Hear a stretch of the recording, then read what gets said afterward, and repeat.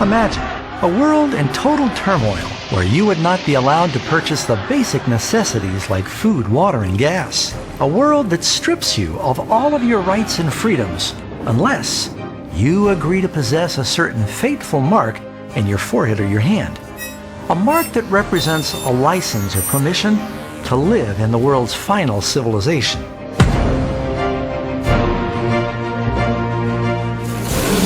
You have probably heard about the infamous Mark of the Beast and the ominous number 666. Where did it come from? Why is it so dangerous, and how do you avoid getting it? In fact, how do you know you don't have it now? The Bible says that in the end of time, everybody will be required to receive the Mark of the Beast. And if you don't receive this mark, at first you won't be able to buy or sell, and ultimately you'll be killed. He causes all to receive a mark on their right hand or on their foreheads, and that no one may buy or sell except the one who has the mark or the name of the beast or the number of his name. In fact, verse 15 says those who don't worship the image of the beast should be killed. The Bible is clear. Death would be preferable to the curses that fall on the one that receives the mark of the beast. But how can you avoid receiving this mark if you don't even know what it is? There are a lot of misconceptions about what the mark of the beast is. Some, for example, believe the mark of the beast is a barcode or a tattoo that is branded on the forehead or the hand. Others believe that the mark is some form of computerized ID chip that's inserted under the skin. And then there's still others that think that everybody is going to be told to line up and receive their 666 credit card. While the number 666 is associated with the name of the beast, the number itself is not the mark.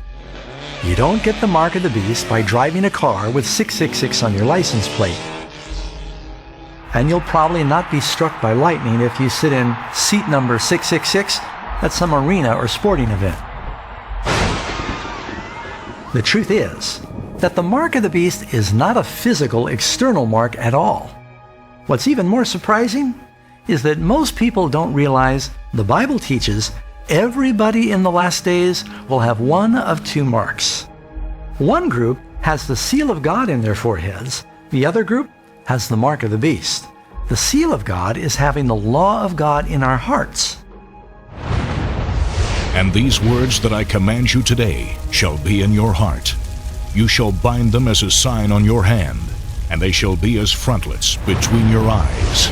It shall be as a sign to you on your hand, and as a memorial between your eyes, that the Lord's law may be in your mouth. So we can see from these examples, in the hand and in the forehead is symbolic of having the law of God in our actions and in our thoughts. That would mean that the mark of the beast in the hand or the forehead is also not a physical external mark, but rather it represents some distinguishing difference in the thoughts and the actions of the lost. Their works are works of iniquity, and the act of violence is in their hands. Their thoughts are thoughts of iniquity. In the hand, in the actions, in the head, in the thoughts. It's a symbol.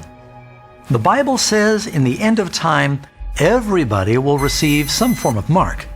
It's not going to be a tattoo or a computer chip or a credit card. That's just what the devil wants people to think. Satan has managed to get just about everybody to focus looking in the wrong direction, while the real mark of the beast is creeping up right behind them. So what does the mark of the beast symbolize? Nobody has it yet, but soon many will. You need to make sure it's not you. There are few subjects that are more misunderstood, and very few subjects that need to be understood more.